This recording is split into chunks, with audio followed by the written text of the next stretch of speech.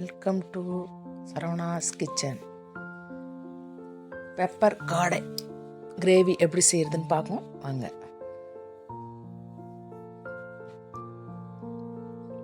தேவையான பொருள் கொடுத்துருக்கேன், பார்த்துங்க.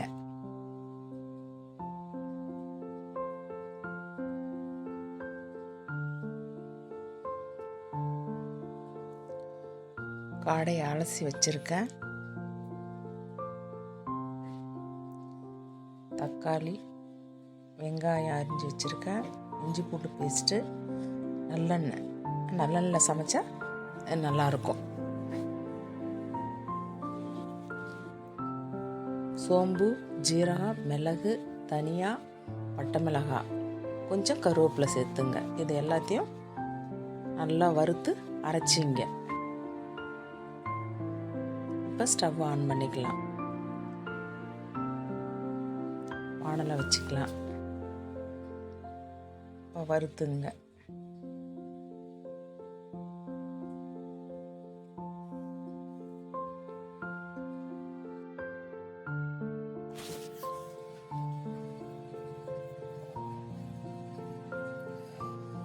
வறுத்து ஒரு தட்டில் போட்டிருக்கேன். கொஞ்சம் ஆறின பிறகு எடுத்து மிக்ஸி ஜாரில் போட்டு பொடி பண்ணி வச்சிங்க.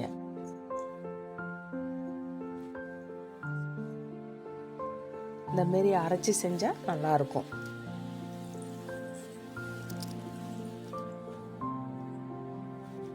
பொடி பண்ணி வச்சுக்கிட்டேன் பாருங்கள்.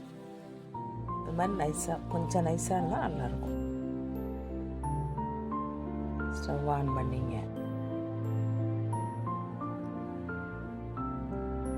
கடாயை வச்சுங்க.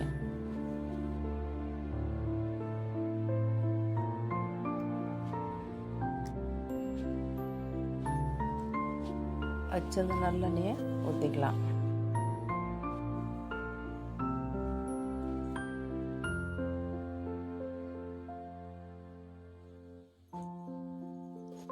பட்டை ஒரு இலை,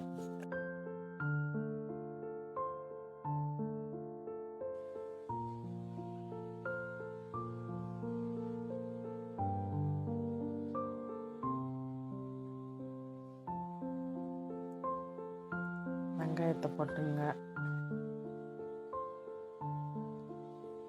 நறுக்கி வச்ச வெங்காயத்தை சேர்த்துக்கிட்டு நல்லா வதக்கி விடுங்க.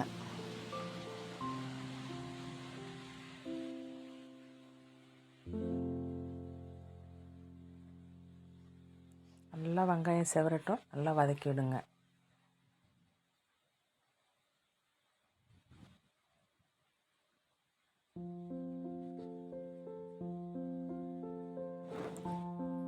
கொஞ்சோண்டு இஞ்சி பூண்டு பேஸ்ட்டு அதில் போட்டு நல்லா வதக்கி விடுங்க.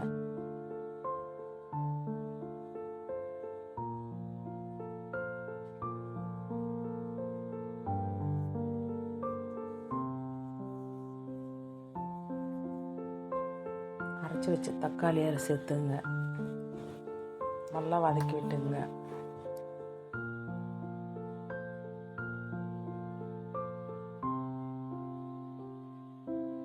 அரை ஸ்பூன் மஞ்சள்தூள் சேர்த்துங்க. நல்லா வதக்கி விடுங்க.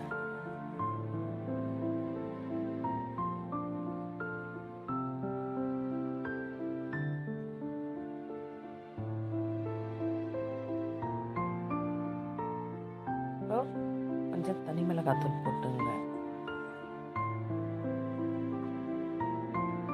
வதக்கி விட்டுங்க.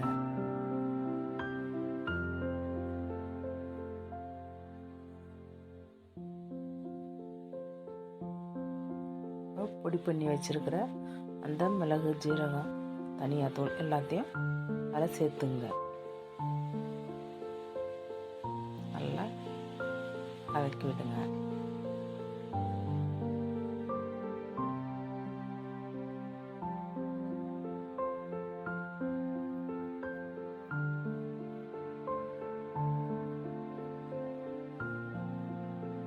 நல்லா வதங்கி வரட்டும்.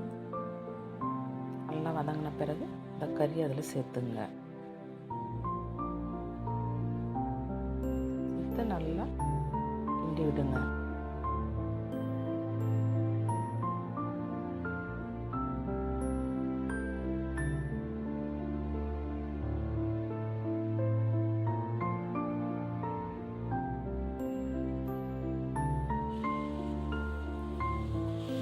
அளவுக்கு உப்பு சேர்த்துங்க.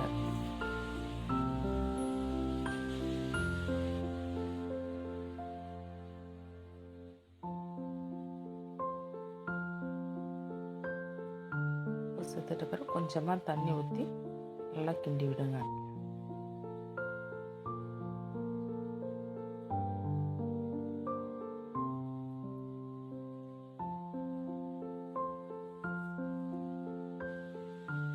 இப்போ 2 ஸ்பூன் குழம்பு மிளகாத்தூள் போட்டுங்க.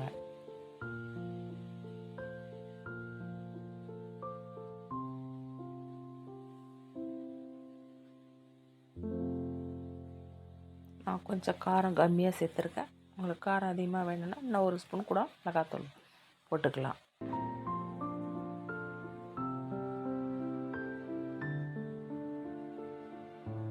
தேவையான அளவுக்கு தண்ணி ஊற்றிங்க.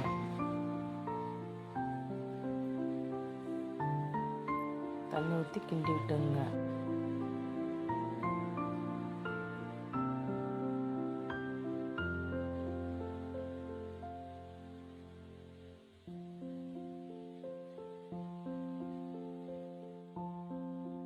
கிண்டி விட்டு ஒரு பாத்திரத்தை வச்சு மூடிடுங்க. நல்லா கொதிக்கட்டும். கொதிச்சிருச்சு. நல்லா கிண்டி விடுங்க.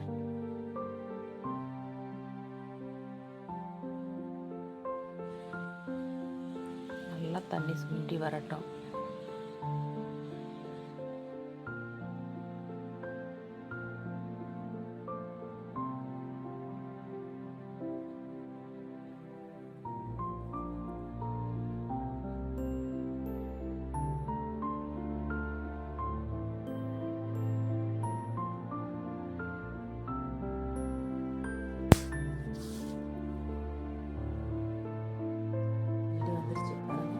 கிரேவி ஆயிடுச்சு.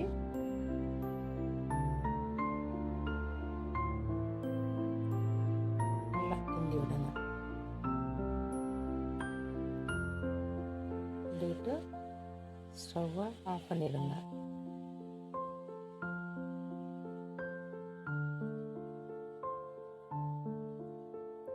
மேலே கொஞ்சம் கொத்தமல்லி தழையை தூவி விட்டுடுங்க. இப்போ காடை கிரேவி ரெடி ஆயிடுச்சு.